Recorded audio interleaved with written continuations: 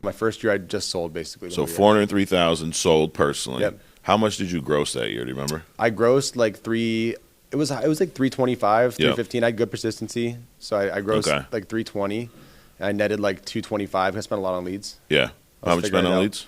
I spent like $100,000 on leads. Yeah. Leads and travel because I was going to Ohio every other week to run appointments in the field from South Carolina. Yeah. So it's like, does it cost anything? Oh, it does cost. Oh, yeah. You do got to spend money to make money. And that's why, like, I always struggle with that. Can anybody do this? You don't have to have a certain background, a certain experience, right? You had no sales background. Most sales experience you had was accepting a sales job and then turning it down. Turning it down, yeah. Right? You've never been trained to sell or anything. Bartending's not sales. No, not at all. Yeah. But your first full year in the business, you were number 3 overall? 3 life producer, yeah. I think like 10 overall because the annuity guys. That's right.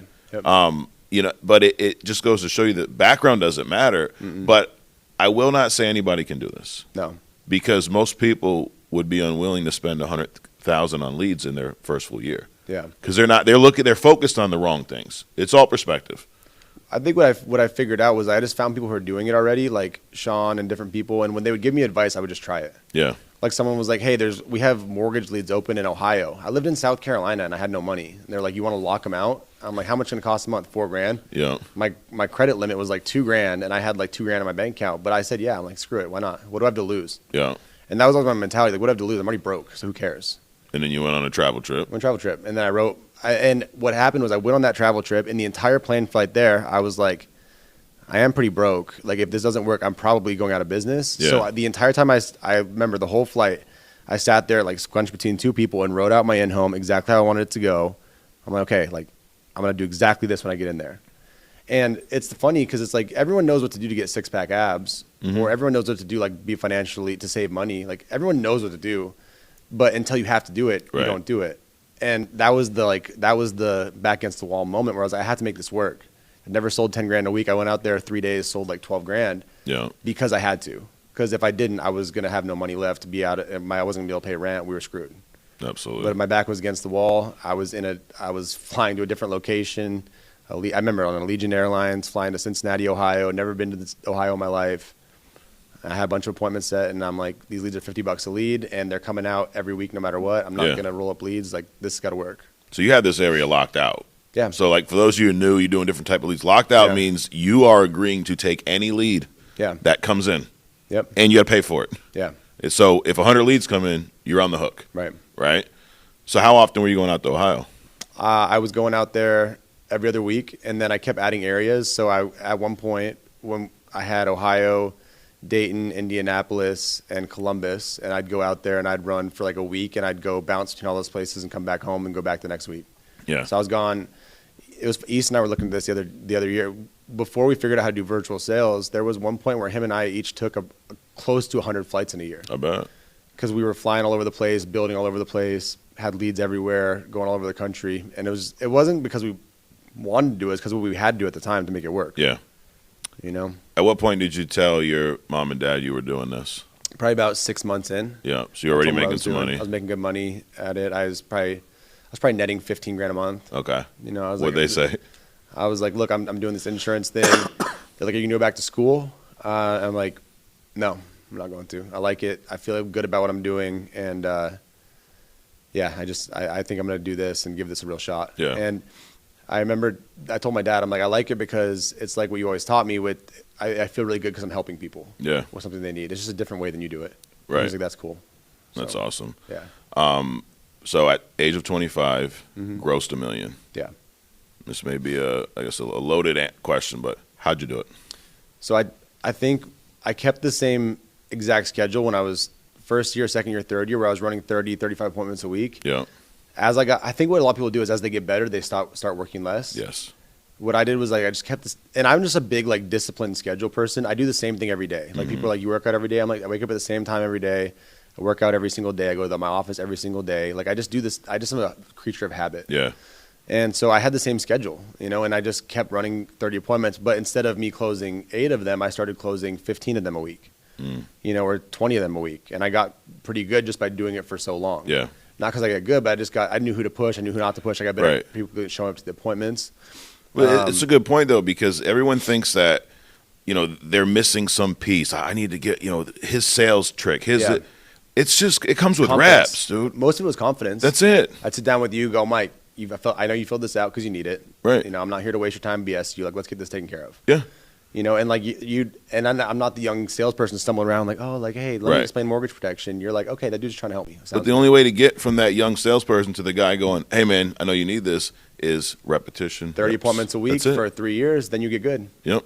You can't skip that. Right. You can't skip that. Everyone wants to skip that part. So Absolutely. You can't. You got to go through that pain of sucking and putting your back against the wall where you have to make it work, and then you get better. Right. So so that part I sold my last year in the field. So that was my second last year in the field. Okay. That year I sold, I think, 650.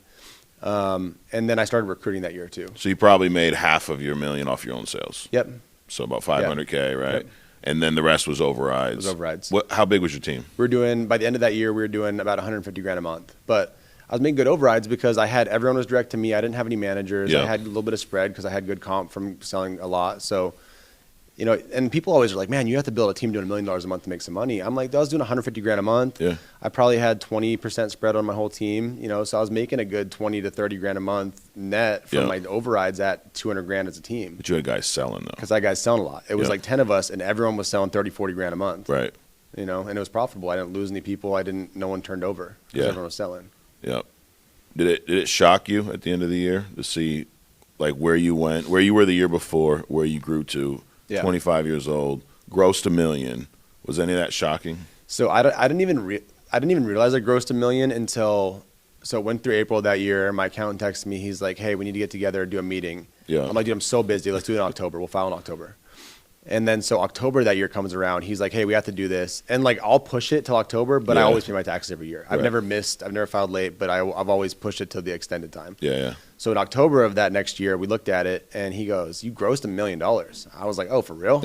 So I had no idea. Yeah. Because I was so locked in and focused on just building the business, working, selling. I was working 80 hours a week. I had no idea what I was making. Yeah. And I knew there was some money in the bank, but I was like, whatever, we'll just keep putting it back in and figuring it out. It goes back to, a lot of people have said this over the weekend, but focus on the result, fall in love with the result. Or the process, and the results will come, right? Yeah. Like, fall in love with helping people. Yeah. And not worried about how much is my commission, and if I sell it just keep doing it, keep helping. One thing my dad told me from a young age, and we didn't talk about much, but this is one thing I do remember him telling me is he's like, money will never make you happy. Right. Like doing things that fulfill you will make you happy. Working will make you happy. Being a productive member of society will make you happy. Yeah. And that's the biggest lesson I've learned from this whole thing is like no amount of money has made me happy, but when I've been the happiest is when I've been working the most, and not working like the most hours, but been the most productive working, doing things, feeling innovative, helping other people. Like all that stuff is much more fulfilling than the money. Yeah. I'm not giving the money back because I like it. It's like, it's like the scoreboard. Absolutely. But doing the work is more fulfilling than the money is. And to do the work, you have to spend money too. Yeah. So like, notice we said grossed $1 million. Yep. What were your expenses that year? I know that year I netted like $300,000. So not that much more than my first year in the business. Because I put $700,000 back in between travel, leads. I was buying leads for people. We had a couple offices going. I had some roll-up debt that year. I think I paid $150 grand in roll-up debt that year from one person who committed a bunch of fraud. Wow. So I grossed $1 million that year, just over. Like I think it was $1,050,000, and then I netted $300 from that. And I had 3 staff at that point already. Yeah. So I was very aggressive with staff, and I was very aggressive with spending money on advertising.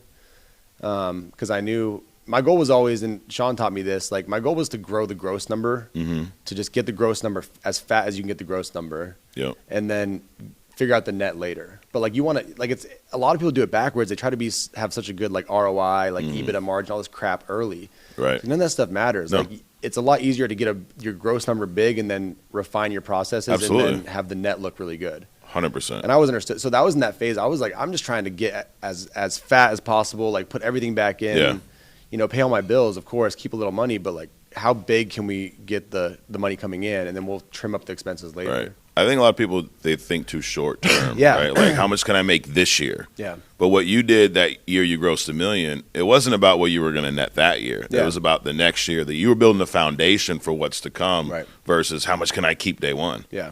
It's like I'd rather have, a 3% margin on $10 million than a 40% margin on $100,000. Right. I kept more. Oh, do you? It's $40,000. Right. It's nothing. And my thinking was I can always turn the expenses off. Yeah. Like if tomorrow I want to turn the expenses off, I net $80,000 a month. There you go. If I turn every expense, and I won't last forever, but I'll net $80,000 a month. Right. If I fire all my staff, spend no more on leads, I'll make $80,000 a month for a while. Yeah.